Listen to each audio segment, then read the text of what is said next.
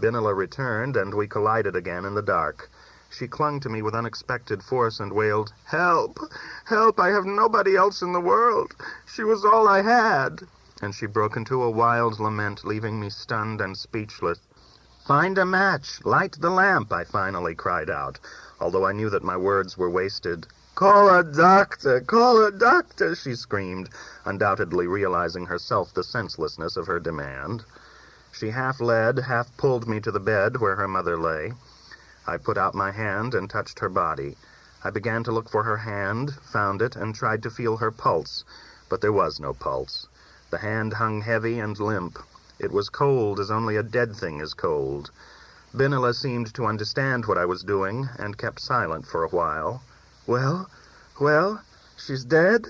She's dead. She had a sick heart. Help me, help me." "What can I do? I can't see anything," I said to her, and my words seemed to have double meaning. Help me, Mama." "Are there no neighbors in the house?" I asked. "There is a drunkard over us." "Perhaps we can get matches from him?" Binala did not answer. I suddenly became aware of how cold I felt.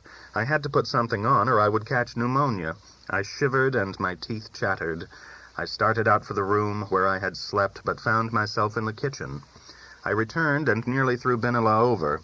She was herself half-naked. Unwittingly, I touched her breast. "Put something on," I told her. "You'll catch a cold." "I do not want to live. I do not want to live. She had no right to go to the station. I begged her, but she is so stubborn. She had nothing to eat. She would not even take a glass of tea. Oh, what shall I do now? Where shall I go? Oh, Mama, Mama." Then suddenly it was quiet. Binala must have gone upstairs to knock on the drunkard's door. I remained alone with a corpse in the dark. A long-forgotten terror possessed me. I had the eerie feeling that the dead woman was trying to approach me, to seize me with her cold hands, to clutch at me and drag me off to where she was now. After all, I was responsible for her death. The strain of coming out to meet me had killed her. I started toward the outside door as though ready to run out into the street. I stumbled on a chair and struck my knee. Bony fingers stretched after me. Strange beings screamed at me silently. There was a ringing in my ears, and saliva filled my mouth as though I were about to faint. Strangely, instead of coming to the outside door, I found myself back in my room. My feet stumbled on the flattened cot. I bent down to pick up my overcoat and put it on. It was only then that I realized how cold I was and how cold it was in that house. The coat was like an ice bag against my body. I trembled as with ague. My teeth clicked, my legs shook. I was ready to fight off the dead woman, to wrestle with her in mortal combat. I felt my heart hammering frighteningly loud and fast. No heart could long endure such violent knocking. I thought that Binala would find 2 corpses when she returned instead of 1. I heard talk and steps and saw a light. Binala had brought down the upstairs neighbor. She had a man's coat over her shoulders. The neighbor carried a burning candle. He was a huge man, dark, with thick black hair and a long nose. He was barefoot and wore a bathrobe over his pajamas. What struck me most in my panic was the enormous size of his feet. He went to the bed with his candle, and shadows danced after him and wavered across the dim ceiling. One glance at the woman told me that she was dead. Her face had altered completely. Her mouth had become strangely thin and sunken. It was no longer a mouth, but a hole. The face was yellow, rigid, and clay-like. Only the gray hair looked alive. The neighbor muttered something in French. He bent over the woman and felt her forehead. He uttered a single word, and Binala began to scream and wail again. He tried to speak to her, to tell her something else, but she evidently did not understand his language. He shrugged his shoulders, gave me the candle, and started back. My hand trembled so uncontrollably that the small flame tossed in all directions and almost went out. I let some tallow drip on the wardrobe and set the candle in it. Binala began to tear her hair and let out such a wild lament that I cried angrily at her, "Stop screaming!" She gave me a sidelong glance full of hate and astonishment and answered quietly and sensibly, "She was all I had in the world." "I know, I understand, but screaming won't help." My words appeared to have restored her to her senses. She She stood silently by the bed, looking down at her mother.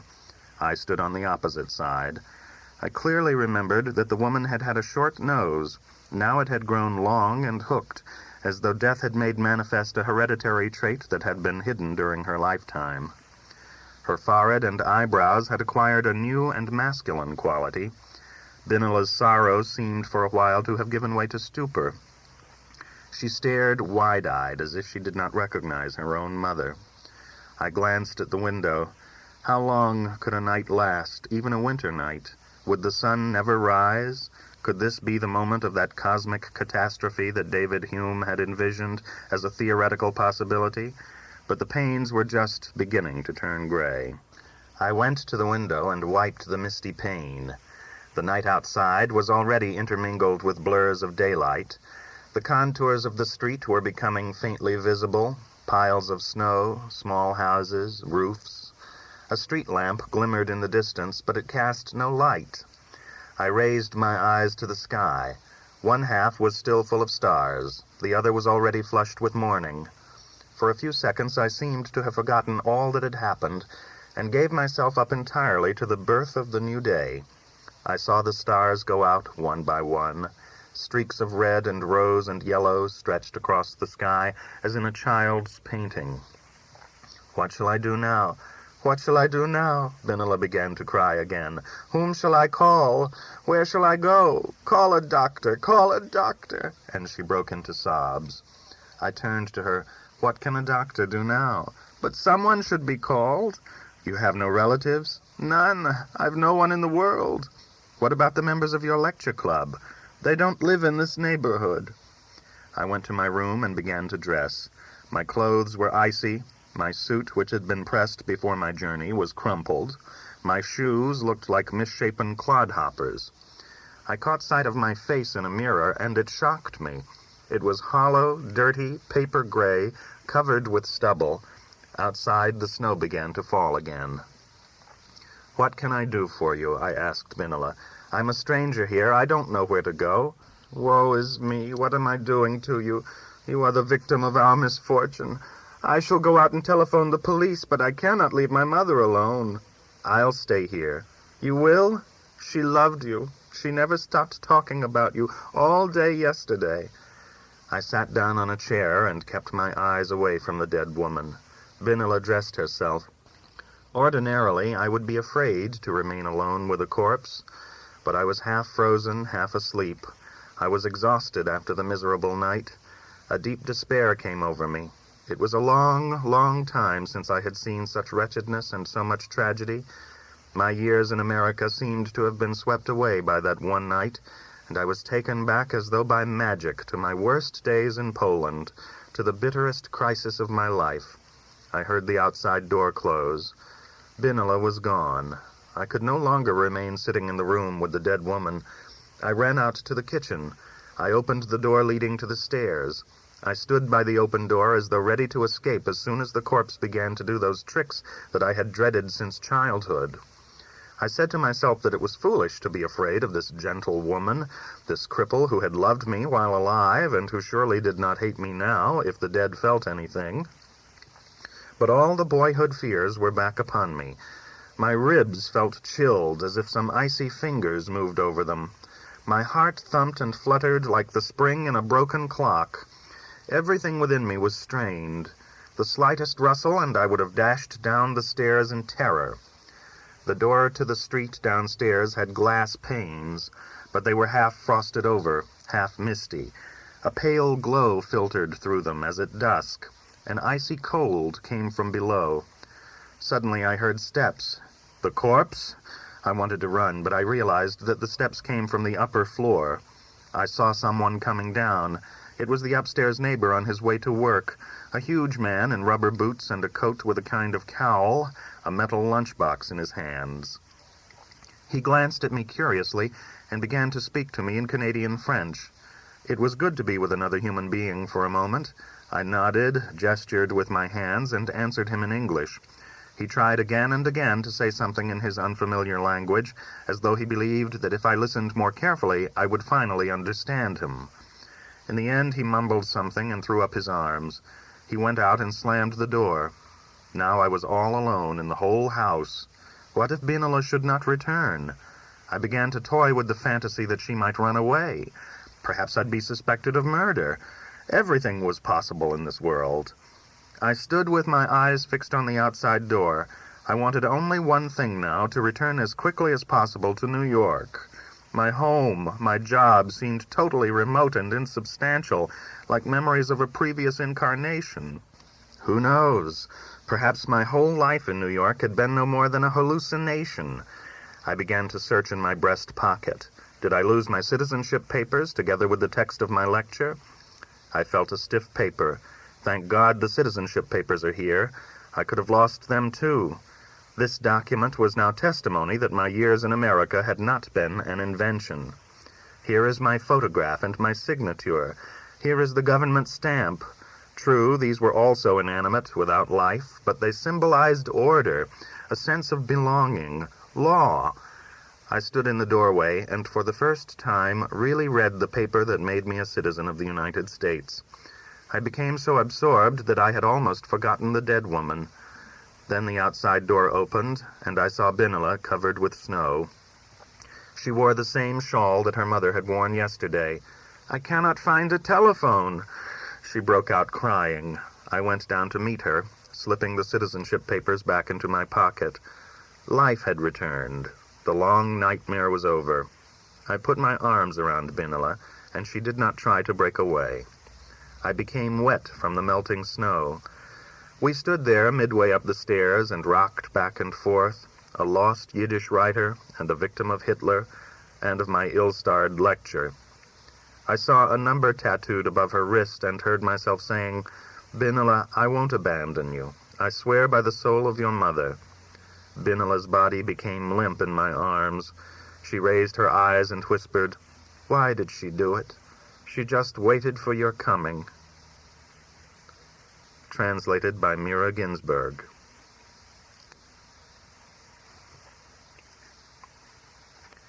Getzel the Monkey.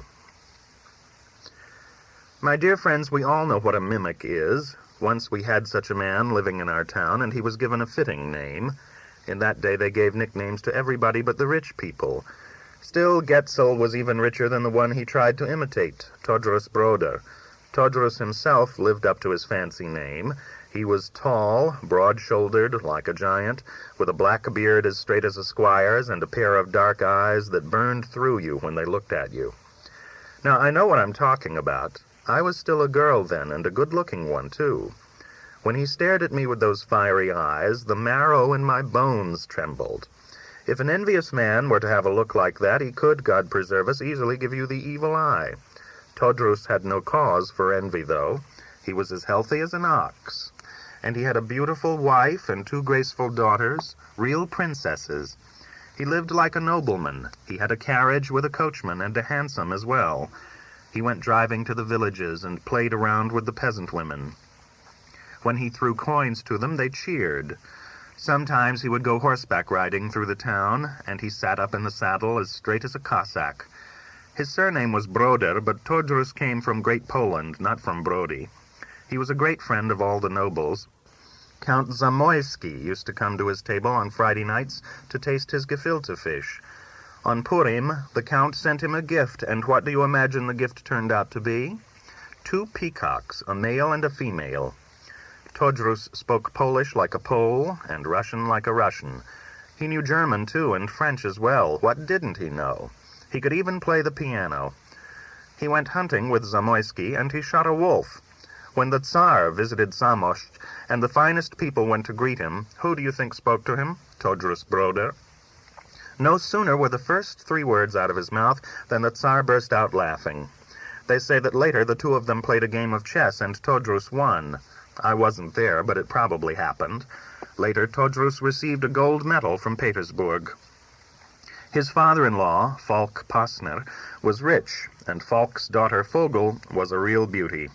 She had a dowry of 20,000 rubles, and after her father's death she inherited his entire fortune. But don't think that Todros married her for her money. It is said that she was traveling with her mother to the spas when suddenly Todros entered the train. He was still a bachelor then, or perhaps a widower. He took one look at Vogel, and then he told her mother that he wanted her daughter to be his wife. Imagine, this happened some 50 years ago. Everyone said that it was love at first sight for Todrus, but later it turned out that love didn't mean a thing to him. I should have as many blessed years as the nights Vogel didn't sleep because of him. They joked, saying that if you were to dress a shovel in a woman's skirts, he would chase after it. In those days, Jewish daughters didn't know about love affairs, so he had to run after Gentile girls and women. Not far from Samos, Todrus had an estate where the greatest nobles came to admire his horses, but he was a terrible spendthrift, and over the years his debts grew. He devoured his father-in-law's fortune, and that is the plain truth. Now Getzel the Monkey, whose name was really Getzel Bailis, decided to imitate everything about Todrus Broda. He was a rich man and stingy to boot. His father had also been known as a miser. It was said that he had built up his fortune by starving himself. The son had a mill that poured out not flour but gold. Getzel had an old miller who was as devoted as a dog to him. In the fall, when there was a lot of grain to mill, this miller stayed awake nights. He didn't even have a room for himself. He slept with the mice in the hayloft. Getzel grew rich because of him. In those times, people were used to serving. If they didn't serve God, they served the boss. Getzel was a moneylender, too. Half the town's houses were mortgaged to him. He had one precious little daughter, Dishke, and a wife, Rishalea, who was as sick as she was ugly. Getzel could as soon become Todrus as I, the rabbi of Turisk, but a rumor spread through the town that Getzel was trying to become another Todrus. At the beginning, it was only the talk of the peddlers and the seamstresses, and who pays attention to such gossip. But then Getzel went to Zelig the tailor, and he ordered a coat just like Todrus's, with a broad fox collar and a row of tails. Later, he had the shoemaker fit him with a pair of boots exactly the same as Todrus's, with low uppers and shiny toes. Samos isn't Warsaw. Sooner or later, everyone knows what everyone else is doing. So why mimic anyone? Still, when the rumors reached Todrus's ears, he merely said, "I don't care. It shows that he has a high opinion of my taste." Todrus never spoke a bad word about anyone. If he was going down Lublin Street and a girl of 12 walked by, he would lift his hat to her just as though she were a lady. Had a fool done this, they would have made fun of him. But a clever person can afford to be foolish sometimes. At weddings, Todrus got drunk and cracked such jokes that they thought he, not Berish Vengrover, was the jester. When he danced a Kozotsky, the floor trembled. Well, Getzel Bailis was determined to become a second Todrus. He was small and thick as a barrel, and a stammerer to boot. To hear him try to get a word out was enough to make you faint. The town had something to mock. He bought himself a carriage, but it was a tiny carriage, and the horses were 2 old nags. Getzel rode from the marketplace to the mill, and from the mill to the marketplace. He wanted to be gallant, and he tried to take his hat off to the druggist's wife. Before he could raise his hand, she had already disappeared. People were barely able to keep from laughing in his face, and the town rascals immediately gave him his nickname. Getzel's wife, Rishalea, was a shrew, but she had sense enough to see what was happening. They began to quarrel. There was no lack in Samos of curious people who listened at the cracks in the shutters and looked through the keyhole. Rishalea said to him, "You can as much become Todrus as I can become a man. You are making a fool of yourself. Todrus is Todrus. You stay Getzel." But who knows what goes on in another person's head? It seemed to be an obsession. Getzel began to pronounce his words like a person from Great Poland, and to use German expressions, Mädchen, Schmädchen, Gretchen.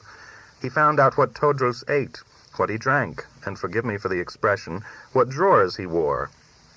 He began to chase women, too, and my dear friends, just as Todrus had succeeded in everything, so Getzel failed. He would crack a joke and get a box on the ear in return. Once, in the middle of a wedding celebration, he tried to seduce a woman, and her husband poured chicken soup down the front of his gabardine. Dishke cried and implored him, "Daddy, they are making fun of you." But it is written somewhere that any fancy can become a madness. Getzel met Todrus in the street and said, "I want to see your furniture." "With the greatest pleasure," said Todrus, and took him into his living room. What harm would it do Todrus, after all, if Getzel copied him? So Getzel kept on mimicking. He tried to imitate Todrus's voice. He tried to make friends with the squires and their wives. He had studied everything in detail. Getzel had never smoked, but suddenly he came out with cigars, and the cigars were bigger than he was. He also started a subscription to a newspaper in Petersburg. Todrus's daughters went to a Gentile boarding school, and Getzel wanted to send Dishka there, even though she was already too old for that. Risha raised an uproar, and she was barely able to prevent him from doing it. If he had been a pauper, Getzel would have been excommunicated, but he was loaded with money. For a long time, Todrus didn't pay any attention to all of this, but at last in the marketplace he walked over to Getzel and asked, "Do you want to see how I make water?" He used plain language, and the town had something to laugh about. Chapter 2. Now listen to this. One day, Risha died. Of what did she die? Really, I couldn't say. Nowadays, people run to the doctor. In those times, a person got sick, and it was soon finished. Perhaps it was Getzel's carryings-on that killed her. Anyway, she died, and they buried her. Getzel didn't waste any tears over it. He sat on the stool during the 7 days of mourning and cracked jokes like Todrus. His daughter, Dishka, was already engaged. After the 30 days of bereavement, the matchmakers showered him with offers, but he wasn't in a hurry. 2 months hadn't passed when there was bedlam in the town. Todrus' brother had gone bankrupt. He had borrowed money from widows and orphans. Brides had invested their dowries with him, and he owed money to nobles. One of the squires came over and tried to shoot him. Todrus's wife wept and fainted, and the girls hid in the attic. It came out that Todrus owed Getzel a large sum of money, a mortgage or God knows what. Getzel came to Todrus. He was carrying a cane with a silver tip and an amber handle, just like Todrus's, and he pounded on the floor with it. Todrus tried to laugh off the whole business, but you could tell that he didn't feel very good about it. They wanted to auction off all his possessions, tear him to pieces. The women called him a murderer, a robber, and a swindler. The brides howled, "What did you do with our dowries?" and wailed as if it were Yom Kippur. Todrus had a dog as big as a lion, and Getzel had gotten one the image of it. He brought the dog with him, and both animals tried to devour each other. Finally, Getzel whispered something to Todrus. They locked themselves in a room and stayed there for 3 hours. During that time, the creditors almost tore the house down. When Todrus came out, he was as pale as death. Getzel was perspiring. He called out to the men, "Don't make such a racket. I'll pay all the debts. I have taken over the business from Todrus." They didn't believe their own ears. Who puts a healthy head into a sick bed? But Getzel took out his purse, long and deep, just like Todrus's. However, Todrus's was empty, and this one was full of banknotes. Getzel began to pay on the spot. To some he paid off the whole debt and to others in advance, but they all knew that he was solvent. Todrus looked on silently. Vogel, his wife, came to herself and smiled. The girls came out of their hiding places. Even the dogs made peace. They began to sniff each other and wag their tails. Where had Getzel put together so much cash? As a rule, a merchant has all his money in his business, but Getzel kept on paying. He had stopped stammering, and he spoke now as if he really were Todrus. Todrus had a bookkeeper whom they called the secretary, and he brought out the ledgers. Meanwhile, Todrus had become his old self again. He told jokes, drank brandy, and offered a drink to Getzel. They toasted l'chaim. To make a long story short, Getzel took over everything. Todrus' brother left for Lublin with his wife and daughters, and it seemed that he had moved out altogether. Even the maids went with him. But then why hadn't he taken his feather beds with him? By law, no creditor is allowed to take these. For 3 months there was no word of them. Getzel had already become the boss. He went here, he went there. He rode in Todrus's carriage with Todrus's coachman. After 3 months, Vogel came back with her daughters. It was hard to recognize her. They asked her about her husband, and she answered simply, "I have no more husband." "Some misfortune, God forbid?" they asked, and she answered no, that they had been divorced. There is a saying that the truth will come out like oil on water, and so it happened here. In the 3 hours that Getzel and Todrus had been locked up in the office, Todrus had transferred everything to Getzel, his house, his estate, all his possessions, and on top of it all, his wife. Yes, Vogel married Getzel. Getzel gave her a marriage contract for 10,000 rubles and wrote up a house, it was actually Todrus's, as estate.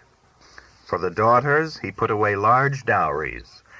The turmoil in the town was something awful. If you weren't in Samosh then, you have no idea how excited a town can become. A book could be written about it. Not one book, 10 books. Even the Gentiles don't do such things, but that was Todrus. As long as he could, he acted like a king. He gambled, he lost, and then it was all over. He disappeared. It seems that he had been about to go to jail. The squires might have murdered him, and in such a situation what won't a man do to save his life? Some people thought that Getzel had known everything in advance and that he had plotted it all. He had managed a big loan for Todrus and had lured him into his snare. No one would have thought that Getzel was so clever. But how does the saying go? If God wills, a broom will shoot. Todrus's girls soon got married. Dishka went to live with her in-laws in Lemberg. Vogel almost never showed her face outside. Todrus's grounds had a garden with a pavilion, and she sat there all summer. In the winter she hid inside the house. Todrus' brother had vanished like a stone in the water. Some held that he was in Krakow. Others that he had gone to Warsaw. Still others said that he had converted and had married a rich squiress. Who can understand such a man? If a Jew is capable of selling his wife in such a way, he is no longer a Jew. Vogel had loved him with a great love, and it was clear that she had consented to everything just to save him. In the years that followed, nobody could say a word against Todrus to her. On Rosh Hashanah and Yom Kippur, she stood in her pew in the women's section at the grating, and she didn't utter a single word to anybody. She remained proud. Getzel took over Todrus's language and his manners. He even became taller, or perhaps he put lifts in his boots. He became a bosom friend of the squires. It was rumored that he drank forbidden wine with them. After he had stopped stammering, he had begun to speak Polish like one of them. Dishka never wrote a word to her father. About Todrus's daughters I heard that they didn't have a good end. One died in childbirth. Another was supposed to have hanged herself. But Getzel became Todrus, and I saw it happen with my own eyes from beginning to end. Yes, mimicking is forbidden. If you imitate a person, his fate is passed on to you. Even with a shadow, one is not allowed to play tricks. In Samosh, there was a young man who used to play with his shadow. He would put his hands together so that the shadow on the wall would look like a buck with horns, eating and butting. One night, the shadow jumped from the wall and gored the young man as if with real horns. He got such a butt that he had 2 holes in his forehead afterwards, and so it happened here. Getzel did not need other people's money. He had enough, but suddenly he began to borrow from widows and orphans. Anywhere he could find credit, he did, and he paid high interest.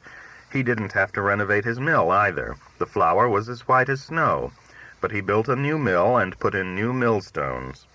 His old and devoted miller had died, and Getzel hired a new miller who had long mustaches, a former bailiff. This one swindled him right and left. Getzel also bought an estate from a nobleman, even though he already had an estate with a stable and horses.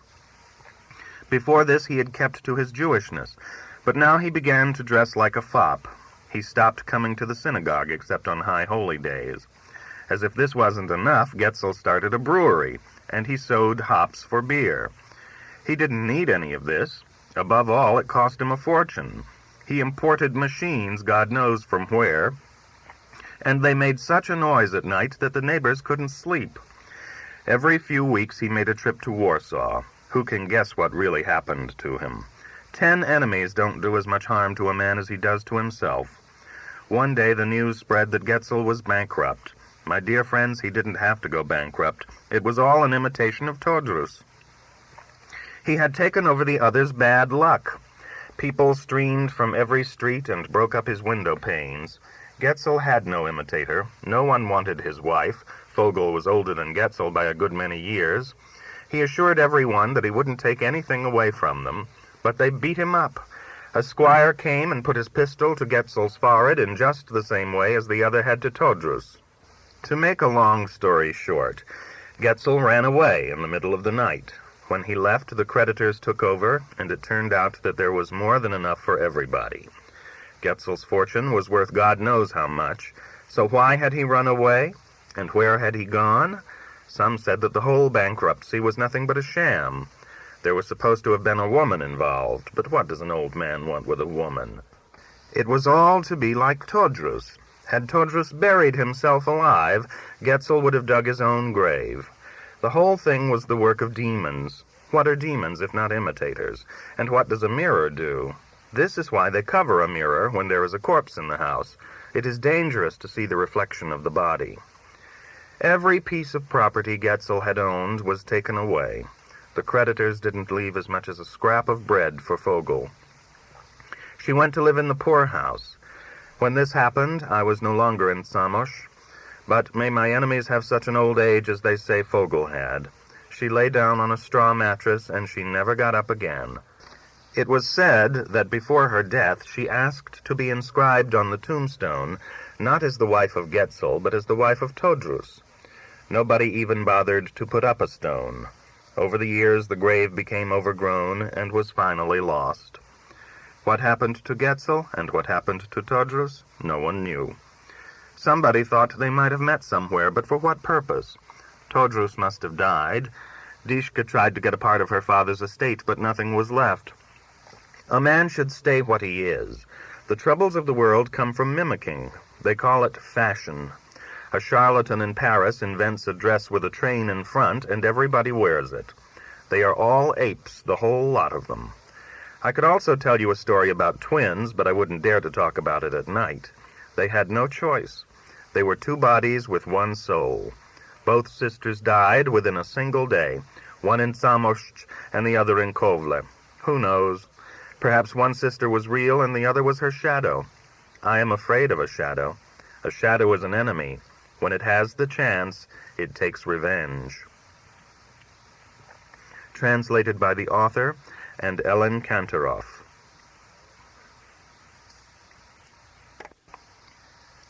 A Friend of Kafka. I had heard about Franz Kafka years before I read any of his books from his friend Jacques Kohen, a former actor in the Yiddish theater.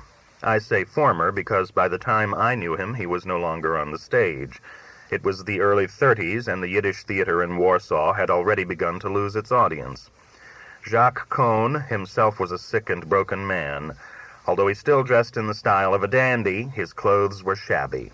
He wore a monocle in his left eye, a high old-fashioned collar known as Father Murderer, patent leather shoes, and a derby. He had been nicknamed the Lord by the cynics in the Warsaw Yiddish Writers' Club that we both frequented. Although he stooped more and more, he worked stubbornly at keeping his shoulders back. What was left of his once yellow hair he combed to form a bridge over his bare skull. In the tradition of the old-time theater, every now and then he would lapse into Germanized Yiddish, particularly when he spoke of his relationship with Kafka. Of late he had begun writing newspaper articles, but the editors were unanimous in rejecting his manuscripts. He lived in an attic room somewhere on Leshno Street and was constantly ailing. A joke about him made the rounds of the club members. All day long he lies in an oxygen tent, and at night he emerges a Don Juan. We always met at the club in the evening. The door would open slowly to admit Jacques Kohen. He had the air of an important European celebrity who was deigning to visit the ghetto. He would look around and grimace as if to indicate that the smells of herring, garlic, and cheap tobacco were not to his taste. He would glance disdainfully over the tables covered with tattered newspapers, broken chess pieces, and ashtrays filled with cigarette stubs, around which the club members sat endlessly discussing literature in their shrill voices. He would shake his head as if to say, "What can you expect from such schlemiels?" The moment I saw him entering, I would put my hand in my pocket and prepare the zloty that he would inevitably borrow from me. This particular evening, Jacques seemed to be in a better mood than usual. He smiled, displaying his porcelain teeth, which did not fit and moved slightly when he spoke, and swaggered over to me as if he were on stage. He offered me his bony, long-fingered hand and said, "How's the rising star doing tonight? At it already? I'm serious. I know talent when I see it, even though I lack it myself. When we played Prague in 1911, no one had ever heard of Kafka. He came backstage, and the moment I saw him, I knew that I was in the presence of genius. I could smell it the way a cat smells a mouse. That was how our great friendship began." I had heard this story many times, and in as many variations, but I knew that I would have to listen to it again. He sat down at my table, and Manya, the waitress, brought us glasses of tea and cookies. Jacques Cohn raised his eyebrows over his yellowish eyes, the whites of which were threaded with bloody little veins. His expression seemed to say, "This is what the barbarians called tea." He put 5 lumps of sugar into his glass and stirred, rotating the tin spoon outward. With his thumb and index finger, the nail of which was unusually long, he broke off a small piece of cookie, put it into his mouth, and said, "Nu ja," which meant, "One cannot fill one's stomach on the past." It was all play-acting. He himself came from a Hasidic family in one of the small Polish towns. His name was not Jacques, but Yentl. However, he had lived for many years in Prague, Vienna, Berlin, Paris. He had not always been an actor in the Yiddish theater, but had played on the stage in both France and Germany. He had been friends with many celebrities. He had helped Chagall find a studio in Belleville. He had been a frequent guest at Israel Songville's. He had appeared in a Reinhardt production, and had eaten cold cuts with Piscator. He had shown me letters he had received not only from Kafka, but from Jakob Wassermann, Stefan Zweig, Romain Rolland, Ilya Ehrenburg, and Martin Buber. They all addressed him by his first name. As we got to know each other better, he had even let me see photographs and letters from famous actresses with whom he had had affairs. For me, lending Jacques Cohn a zloty meant coming into contact with Western Europe. The very way he carried his silver-handled cane seemed exotic to me. He even smoked his cigarettes differently from the way we did in Warsaw. His manners were courtly. On the rare occasion when he reproached me, he always managed to save my feelings with some elegant compliment. More than anything else, I admired Jacques Cohn's way with women. I was shy with girls, blushed, became embarrassed in their presence, but Jacques Cohn had the assurance of a count. He had something nice to say to the most unattractive woman. He flattered them all, but always in a tone of good-natured irony, affecting the blasé attitude of a hedonist who has already tasted everything. He spoke frankly to me. "My young friend, I'm as good as impotent. It always starts with the development of an over-refined taste. When one is hungry, one does not need marzipan and caviar. I've reached the point where I consider no woman really attractive.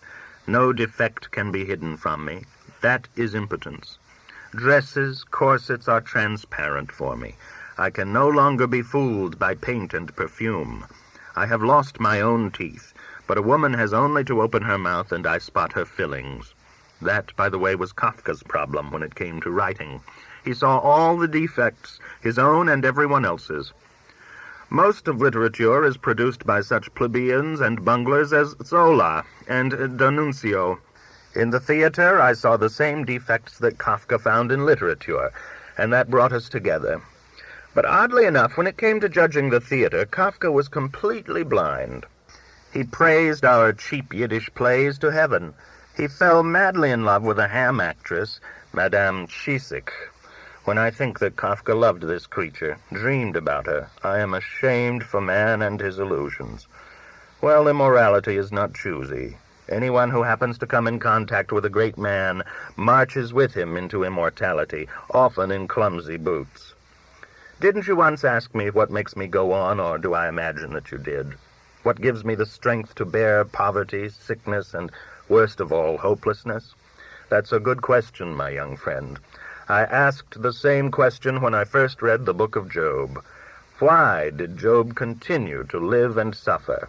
So that in the end he would have more daughters, more donkeys, more camels? No. The answer is that it was for the game itself. We all play chess with fate as partner. He makes a move, we make a move. He tries to checkmate us in 3 moves, we try to prevent it.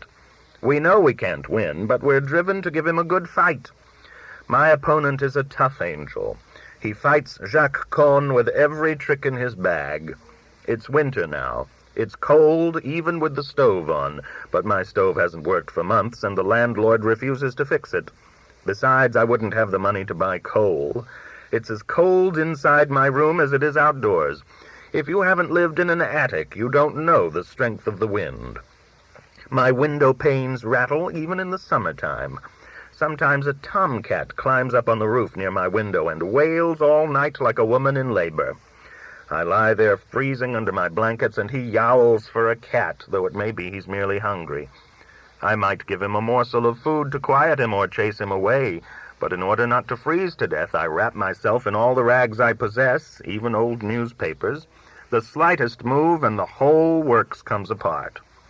Still, if you play chess, my dear friend, it's better to play with a worthy adversary than with a botcher. I admire my opponent. Sometimes I'm enchanted with his ingenuity.